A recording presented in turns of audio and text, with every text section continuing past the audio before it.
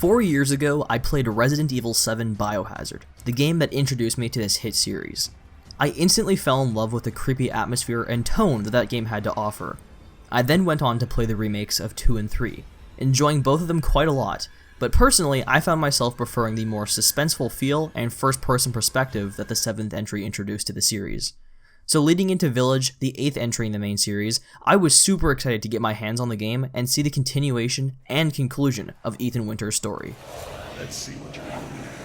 Ethan Winters.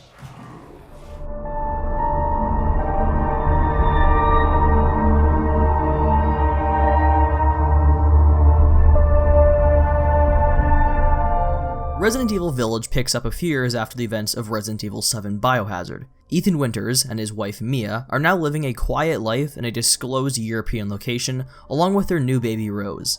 This peaceful life is interrupted, however, when Chris Redfield shows up and kidnaps Ethan along with his baby. While being transported, your vehicle crashes close to a strange, seemingly deserted village in Transylvania. You soon discover the village is in fact not deserted, and instead home to dangerous werewolf-like creatures, as well as multiple threats in the forms of vampires, dolls, mutated fish, and more. As Ethan, you must make your way through this area to find and save your daughter, as well as unlock the mysterious past of this village. Heading into Resident Evil 8, I was extremely excited, as I loved the more suspenseful horror and first-person perspective that the 7th installment introduced.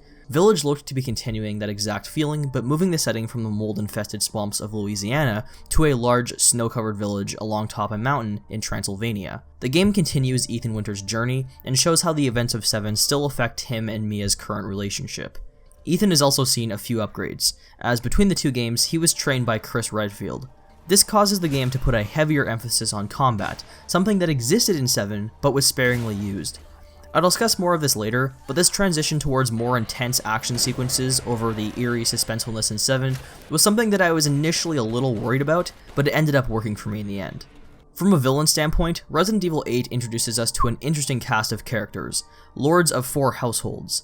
There's Lady Dimitrescu, a very tall, elegant vampire, and her 3 daughters who reside inside a large castle. There's Donna Beneviento, a seemingly invisible widow who has a plethora of dolls, one in particular that talks to you. Salvatore Maroni, the head of an organized crime family once controlled by Salvatore Moreau, a disgusting, dim-witted man who controls piles of acidic goo and can transform into a giant fish creature. And finally, Karl Heisenberg, a genius engineer who owns a large factory and can telekinetically control metal. These 4 lords are all led by Mother Miranda, a rather mysterious figure who has sinister intentions with your baby. The villains in Resident Evil 8 are all visually unique and have fun, memorable personalities, but they are missing the deeper connection and backstory that the Baker family had in Resident Evil 7. That's not to say that I disliked them. The standouts for me were by far Lady Dimitrescu and Karl Heisenberg, mainly due to the fact that they had a bit more backstory and character to them than the others. You also spend a fair amount of time with them. Marketing definitely made it seem like Dimitrescu would be the main villain, but this is far from the truth, something that kind of surprised me. As someone who has a somewhat limited history with the series, I wasn't super aware of who Chris Redfield was going into this game. He made a brief appearance at the end of Biohazard and was focused on quite a bit more here. His implementation to the story didn't feel forced, however, and I think the game did a good job of handling his character. As for Ethan, I definitely think there was more to this character than there was in Resident Evil 7. His motivations make more sense, and some secrets about his character are revealed. That being said, I still think he heavily underacts in serious moments, and his voice acting still comes across as quite cringeworthy. Dead body? Wait, there's more. All in all, the story of Village worked for me very well. The connections to the previous games went mostly unnoticed to me as I haven't played some of the entries. The tone would sometimes shift slightly, going from suspenseful horror, particularly in 2 areas, to a bit more actiony and over the top towards the end. I do wish there were some more friendly NPCs you could come across, as there's only a few at the start who are quickly dispatched of, but besides that, I felt like the story did a very good job at keeping me engaged for the entire experience.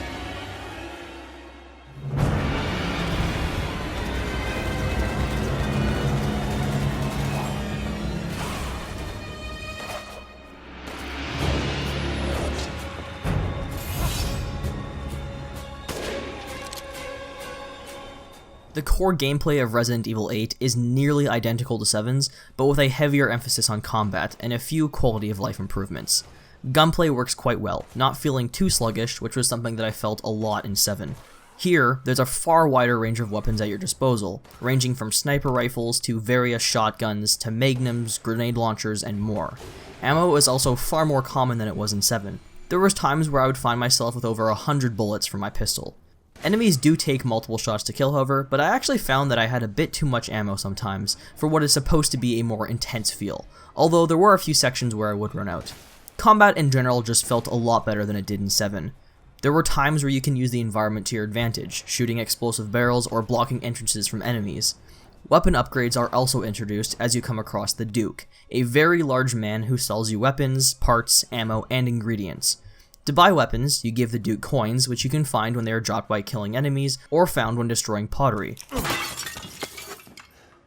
You can also trade items to the Duke in exchange for money. Enemies can drop valuables, and others can be found hidden around the map. Speaking of hidden collectibles, there's also some really strong weapons you can't buy from the Duke that can be found as well. As for the quality of life improvements I previously mentioned, Resident Evil Village makes a few upgrades to the inventory management system.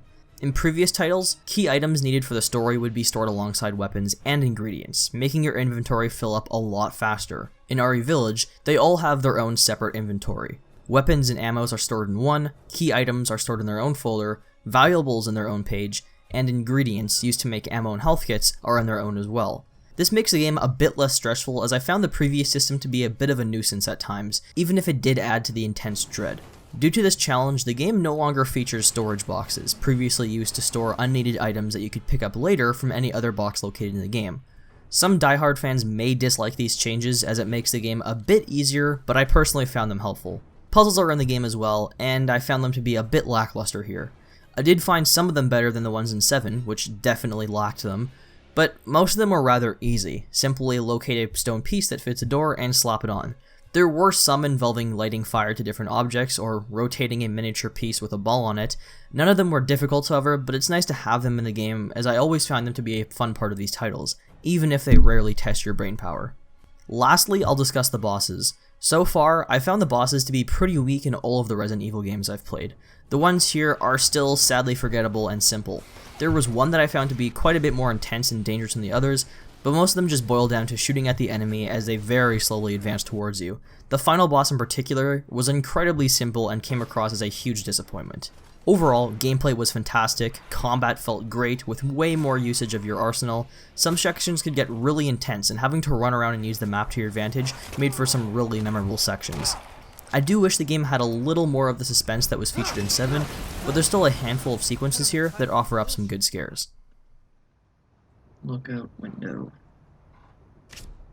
Okay. Where is the window? 7. Son of a bitch.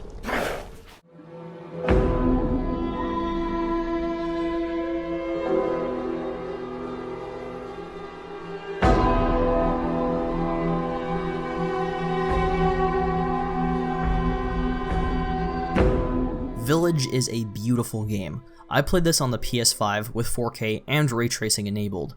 Capcom said it would run at about 45 FPS, but the frame rate is actually left unlocked, and the game typically hits the 60 mark with only a few dips in some of the more chaotic sections. One in particular saw a few more drops than normal, heading into the high 40s range. You can opt to play the game in 4K 60 without the improved lighting and reflections offered by ray tracing, but I'd say it's far more worth it to play the game with it enabled.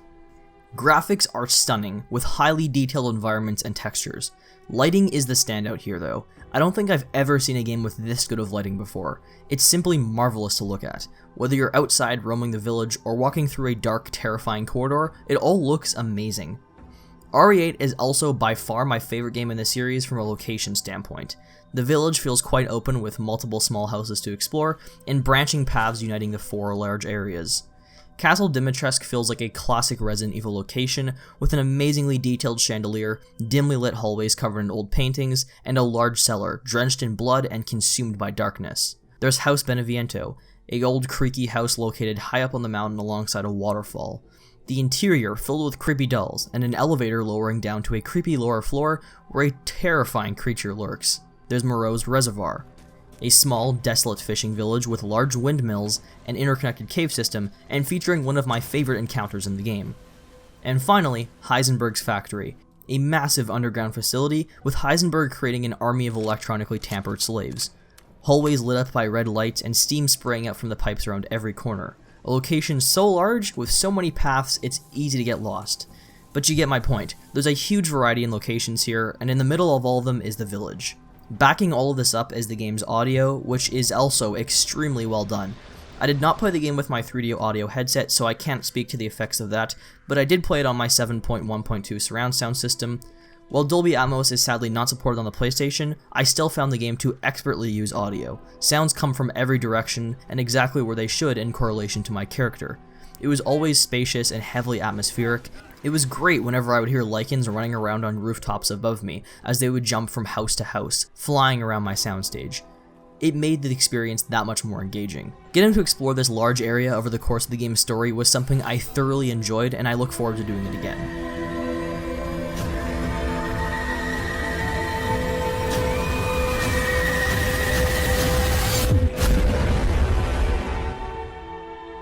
Resident Evil Village is a fantastic entry in the series, one filled with my favorite location thus far, a game with a heavier emphasis on intense, heart-pounding action. I was completely engaged by the game's story and the continuation of Ethan Winters' story. There's also the Mercenaries mode which you can play after completing the game, which offers some more hours of fun. I do wish there was a bit more of the suspenseful, eerie horror that I loved in 7, but this is still a title I highly recommend you play. Resident Evil Village may very well be my favorite game in the series thus far.